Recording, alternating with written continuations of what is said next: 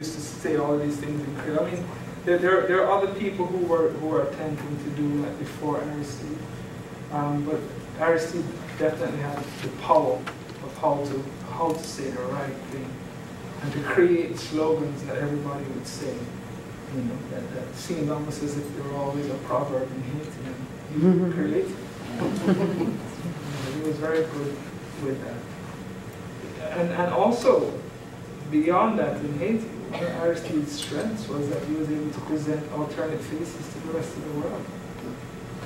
He was one thing in Haiti, he was one thing in the United States, he was one thing in Jamaica, he's probably one thing something else in South Africa. He knows how to use that to his advantage.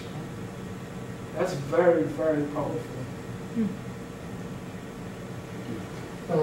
In the United States, you know, there was Marcus Garvey led the Back to Africa movement, and others involved, and then there was, of course, the foundation of the Liberian Republic, which was emigres who had been slaves.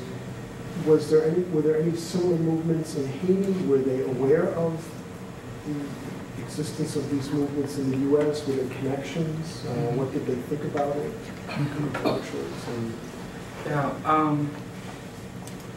I would strongly believe they were aware of it. The connections that they forged are something I'm unaware of. I looked for it during my research, and it was something that my Jamaican colleagues would always ask me.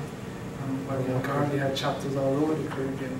You know, with all of what's happening in Haiti during the time period they are studying, didn't he have a UNI? And there's, I never found it. I just didn't find it in the Haitian sources. I didn't. Yes, Haitians are all. They knew what was happening in Ethiopia. They knew what was happening in all parts of Africa. They knew what was happening in the U.S. But the UNI and the Garvey movement and Liberia, I didn't find them writing about it. I have a colleague named Rupert Lewis, who's the premier scholar on Marcus Garvey. And he's doing this project now where he's looking at the expansion of the UNI. And he tells me he's found references to a UNI chapter in Haiti. But I haven't found it in the Haitian sources. He's found it in some other sources. So I can't really tell you how strong it was or how it obviously didn't really figure into some of what I think. Okay, it didn't really figure into. So there might have been awareness. And did Haiti ever have relations with Liberia or diplomatic relations? During this period, I'm not certain. I'm not certain. We have two more questions. Free country. The United States was trying to send its slaves to Haiti. Right. Trying to send them to Haiti, and Haiti was accepting anybody who went to Haiti. So the free. American blacks were invited to go to Haiti, and yes. Oh. In the mid-19th century. Liberia. We got one final question, so we'll get a lot for book signing time. Oh, okay. Well, I was wondering if you could talk about your book, particularly about maybe the political investments in choosing this period of Haitian history as opposed to others. All right. That's actually the plan for my talk tomorrow. So you have to come to.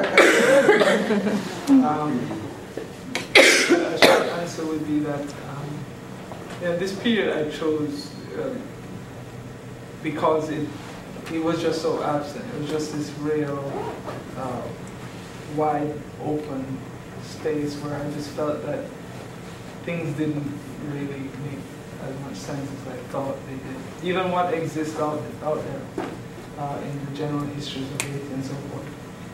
Looking at that stuff, I was unsatisfied with how they treated an analysis that they took of the period. And that led me into, all these big questions emerged. And once you start